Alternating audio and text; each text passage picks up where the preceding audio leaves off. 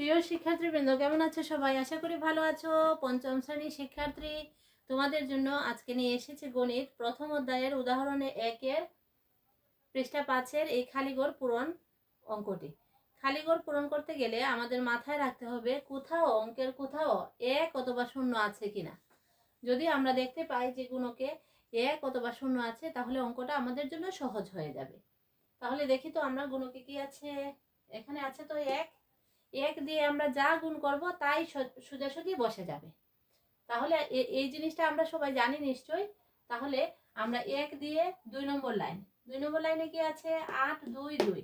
তাহলে 1 দিয়ে গুণ করে 8 2 2 পেয়ে গেলাম আমরা।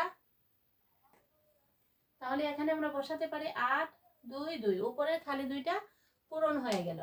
এবার আমরা 8 দিয়ে গুণ করে প্রথম লাইনটা পেয়ে যাব। যেহেতু এখানে 3টাই আছে, তাহলে আমরা প্রথমটা সহজেই পেয়ে যেতে পারি।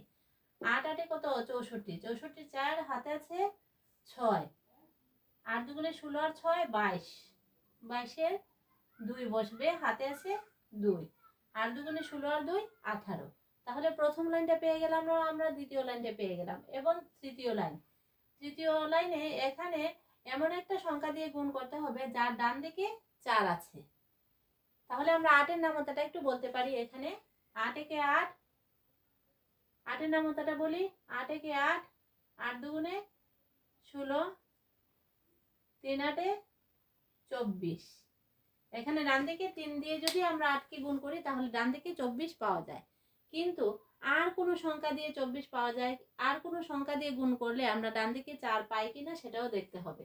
দেখি তো আমরা 3 দিয়ে গুণ করে এটা পাই কিনা। 3 8 24, 24-এর 4 হাতে আছে 2, 3 দুগুণে 6 আর 2 8। তাহলে 3 দিয়ে হবে না, এখানে 3 দিয়ে গুণ করলে হবে না। আমাদের আরো একটা সংখ্যা বের করতে হবে যেখানে ডান দিকে 4 আছে।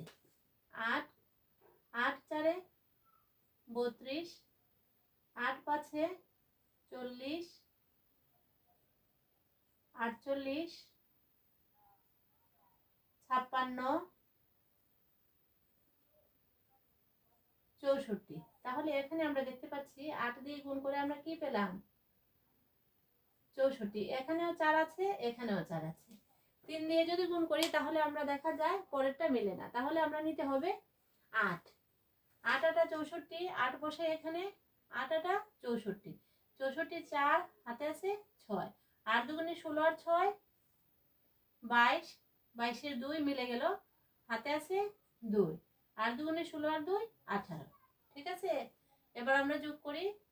4 পেয়ে গেলাম এখানে 4, 8 আর 2 10, 10-এর 0 হাতে আছে 1, 9 10 11 আর 4 15, 15-এর 5 হাতে আছে 1, 2 3 4 5 6 6, 8-এর 8 1-এর 1।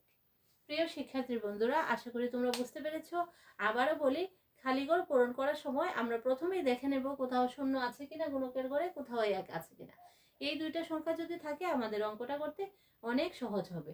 আশা করি এই অঙ্কটা তোমরা পারবে। ধন্যবাদ সবাইকে।